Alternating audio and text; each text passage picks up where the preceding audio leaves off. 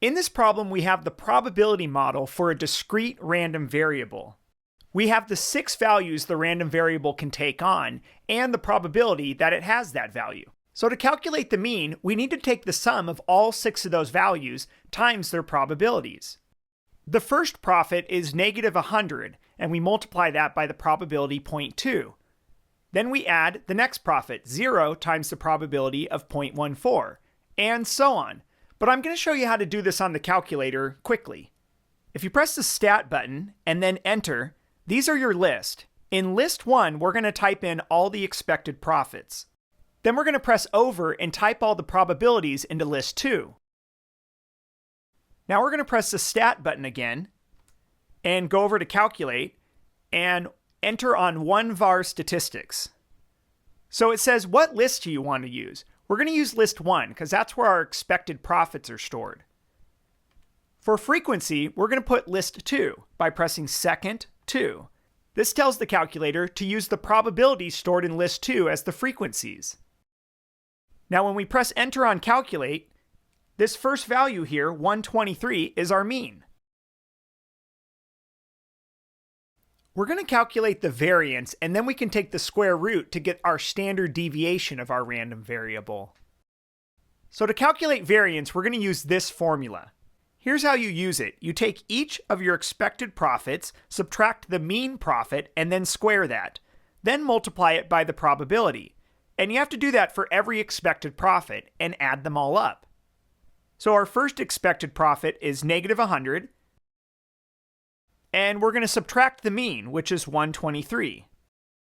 We're going to square that and multiply it by the probability, 0.2. And we're going to do that for every expected profit. But there's a shortcut. If we go back to our calculator output, right here is the standard deviation, about 156.11. So if we want to know what our variance is, we just need to square this value. So it looks like if we had continued with our formula, we would have got 24,371 as the variance of our random variable x. And the square root of that is our standard deviation. We can interpret the mean and standard deviation like this. The average profit for a $100 locker investment is $123. And on average, we expect profits for each $100 investment to vary from the mean profit, the $123, by about $156.11, the standard deviation. If the bidder invests $600 on a single locker, we'd expect their profit to be 6 times that of a $100 investment. So 6 times 123 is $738. Let's go back to our list and confirm this. If you press the Stat button and you press Enter on Edit, here's our list that we created in Part A. Now on list 3, I'm going to press Up. This is my formula bar. Now, since everything in list 1 is the expected profits for a $100 investment, I'm going to take list 1 by pressing second 1 and multiply it by 6. So here's our expected profits for a $600 investment. And over here in list 2 is the probability of each of these profits. So if I press Stat and I go to Calculate and 1 var stats, I'm going to change my list to list 3 now. I can leave my frequency list as list 2. And when I press Calculate, sure enough, our new mean is 738, 6 times the original mean. Also notice that our new standard deviation is 6 times the original standard deviation.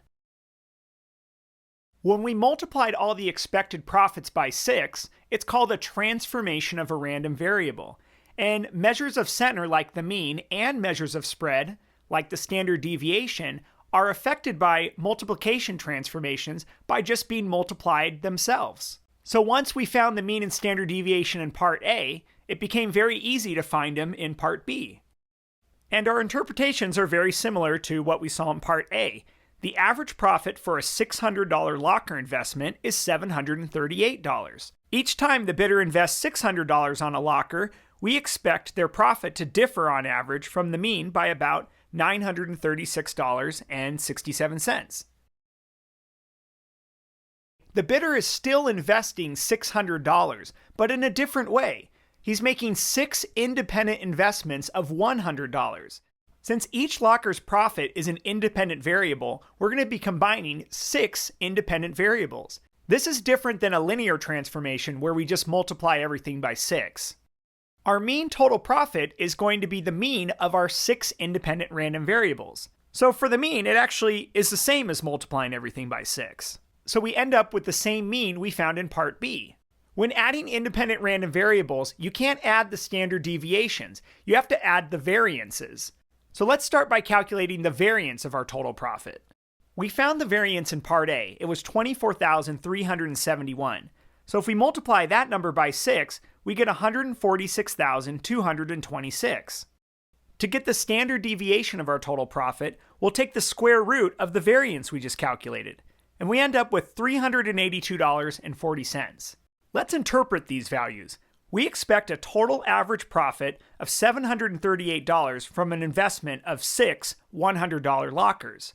If the bidder was to invest in 6 $100 lockers many times, we expect his total profit to differ from the average total profit by an average of $384.40. Like this video? Check out my book, The Ultimate AP Statistics Practice Book.